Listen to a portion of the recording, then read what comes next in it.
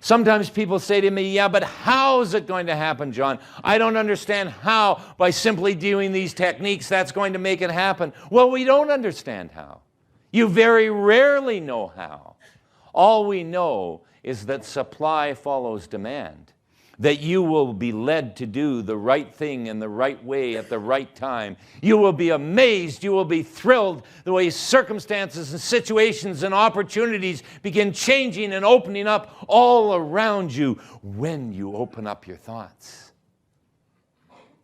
Would you dare to believe in your vision as being stronger and more potent than your outer reality? Would you dare to infuse yourself daily with the images and impressions of what it is that you want to manifest? Would you dare to continue to infuse yourself daily, utterly ignoring unchanged conditions or even contradictory conditions? If you can do that, then you will step into the world, and the world will give to you whatever it is that you want. Because the secret and key is that the power that is in you is greater than outer reality. And with that, I shall assign our experiment for the week. The first exercise is I want you to pick a quality,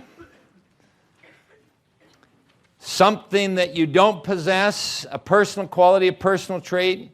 If you want to stay with the quality that you did last week, you can stay with that quality. If you want to try a new quality, then work with a new quality. But pick a quality, something that you're weak in, something that you want to be good at. And what you want to do is you want to spend 5 minutes every day seeding and visualizing yourself having that quality, being that person, and all the things that happen to you as a result of being that person, losing yourself in that image. And what we're going to do this week is we're going to join up the seeding and visualization technique, and we're going to do it as one. So sometimes it's the feeling, sometimes it's the images, sometimes it's both. And what you find is that you tend to be stronger on one. Some people are really strong visually, but can't seem to get the feeling. Some people can really get the feeling powerfully, but can't seem to get the images. So what you're doing is you're doing both, and allow whichever one seems to be stronger to take over. And what you find with practice is you will get good at both of them. But at this point, we're joining them up, seeding and visualizing ourselves, being that person, losing ourselves in that image. And once again, whatever quality you pick, we stay right with it for the full week. The second exercise is that you affirm to yourself for 5 whole minutes that you are that person. If it's confidence, you affirm to yourself for 5 minutes, I'm confident, I'm confident, I'm confident, I'm confident, I'm confident, I'm confident, oh my God, that was only 10 seconds. I'm confident, I'm confident, oh my God, that was 30 seconds. I'm confident, 2 minutes, 5 whole minutes. There's a very specific reason that it's not 10 seconds. Power of persistence. Okay, the third exercise is a project of your choice. So you pick something that you want to manifest and create this week in your life. It can be something to do with business. It can be social. It can be health. It can be any area of your life. You pick an area, something that you want to manifest and create for yourself this week. And I want you to spend 10 minutes working on that. using the seating technique, the visualization technique, and the affirmations to manifest and create that situation. The next exercise is the acknowledging exercise. And in the acknowledging exercise, you make a list of at least 15 or 20 things. Now, this is not a time to be inflated and to put down something that is not real, nor is it a time for false modesty. It's a time to be realistic and realize that there are very real positive qualities about us, that there are successful things about us, and we want to make those lists. We want to, once we have that list, we not only read it, but we actually acknowledge ourselves for being that person, creating a vibration of success within us. We do that for 5 minutes each day. The next exercise is a general visualization, where you visualize all the different aspects of your life working. Your finances, your health, your relationships, your business. A general visualization where all the different aspects of your life is working. And of course, it goes without saying that you continue the weeding of the negatives. Now, this week coming up is in many ways the single most important week of your entire life. And I'll tell you why. If you can't do your exercises every day this week, let's face it, when will you? I mean, if you can't do it every day in the context of taking this training, chances are you never will. I mean, let's face it, you'll always be busy. There'll always be reasons why not to do it. But if you can do your exercises every day this week, then it prepares you for the very powerful information that's coming next week. And I've left the best for the last, not because I wanted to, but because you weren't ready to receive it till now. So, have a great week, a fun week, a productive week. Do your exercises each and every day, and we will see you same time, same place. Have a great week, everybody. Thank you.